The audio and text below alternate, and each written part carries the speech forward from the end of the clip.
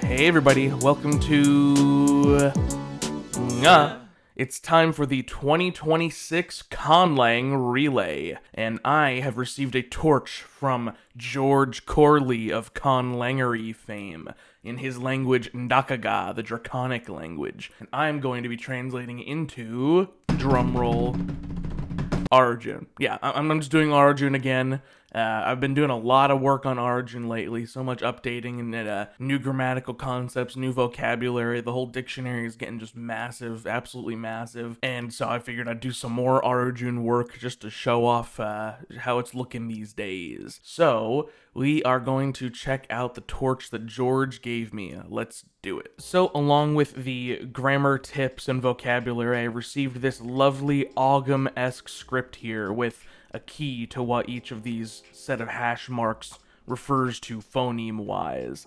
And it's pretty consistent, though there's some variables, so I went through this on Procreate. A fun thing about Ndakaga is that there are no spaces in its writing system. There's no real discernible way of telling where one word ends and another begins, other than where these strike lines go through, showing where vowels were once considered strong or weak, and those kind of go in chains that I assumed, at least, were broken up by word boundaries, but there were no actual word boundaries shown in the writing. So I had to go through the process of basically looking through the vocabulary list that I was provided and hoping that I could find enough clues before looking at all the inflections and stuff where words began and ended.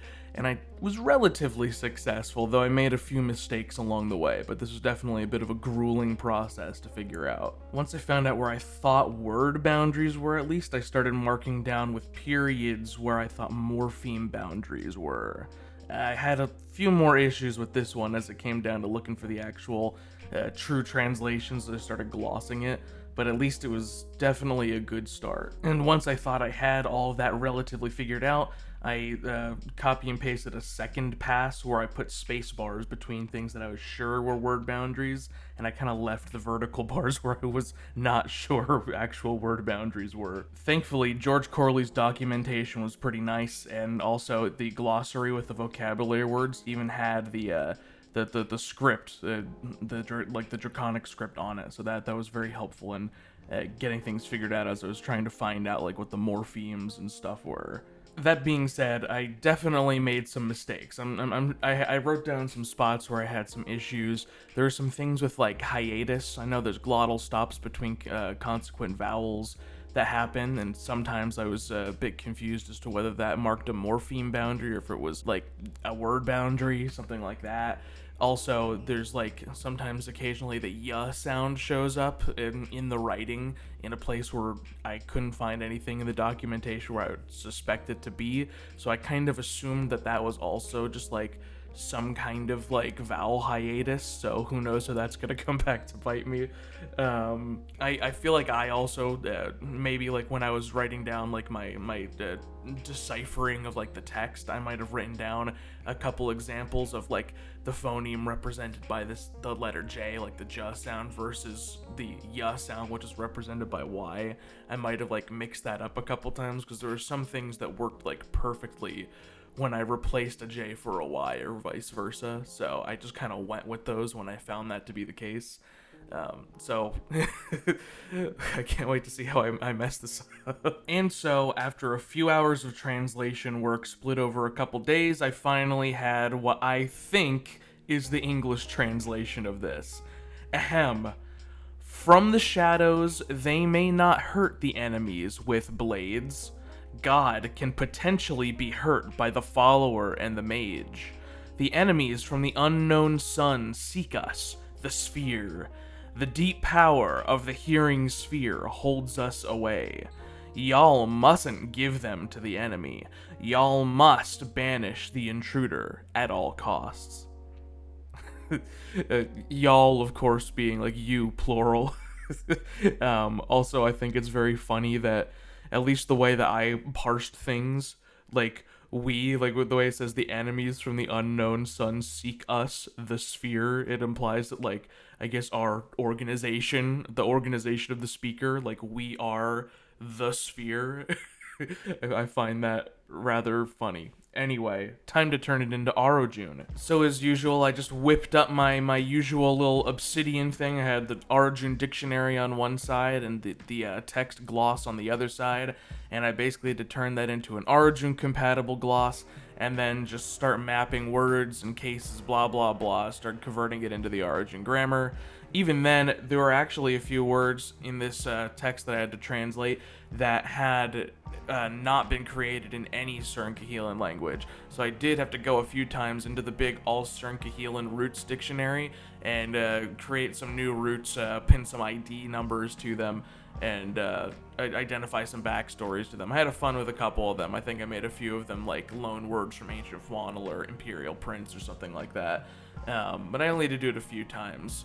And after a few hours of doing some translating from Arojun on and off, because I totally wasn't doing this secretly at work. No, I would never do that. No, no, no. Who do you think I am? Anyway, when I totally legitly had all of this finished, I compiled the Arojun text and put together the final translation for the torch that I was going to hand off to, I believe, Amaiguri. And that text goes as follows. Vyayimawa, Heyoma Zetajawan, Yajakchawa Nyayuhi. Heyoma Huroski Uniham Gawo Onhinam Ka Nyayu. Jenama Lata, Remaum, Zetajawam Ka Gaoba Jotvorhu. Rewu Maruini, Lata Kwakauka, Jich Rema Wajomakio. Hichurame Naukumata, Zetajawmo Ruehi. Churamme uidvema buofinam ru, bohliach viaruchro. And so I spent some time putting together my torch to give to Amaiguri. Since I did Arojun last year for the torch that I gave to Space Dirt, I basically just kind of copy and pasted that, updated it with any information that's new or has changed or is like relevant to the translation for this year, included my hand-drawn Jopetoj script on there because the requirement for my particular branch of this relay is that there has to be a script. That's why I translated out of the Draconic script and now I'm giving it to Amaiguri in the Arojun script.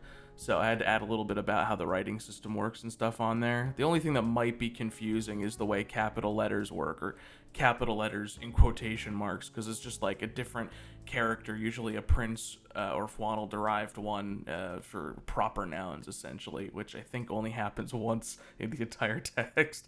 Maybe twice if I encountered the sphere, I don't remember. Anyway. Good luck to Amaiguri. I can't wait to see how this turns out, and I'm really excited to see how I messed it up in my translation process. And speaking of the Arojun Jopetoj script, there is now an Arojun Jopetoj sans serif font that Eternal helped me create over the past couple months. It is pretty nice. It is like a classic typable looking sans serif font that is actually quite a contrast to the way that I handwrite things. It's pretty beautiful. And that is going to be in the next edition of the Arojun Grammar, and it's soon going to be visible on like the interactive dictionary on .org, and it should hopefully be just a font file that I can put out for downloading for people. So that is pretty exciting. Thank you to Eternal for helping me create that. That is a big game changer in terms of the way Arojun can be typed and written down. Anyway, yeah. For that, Nga is out. I'll be watching the rest of this relay with you all. See you next time.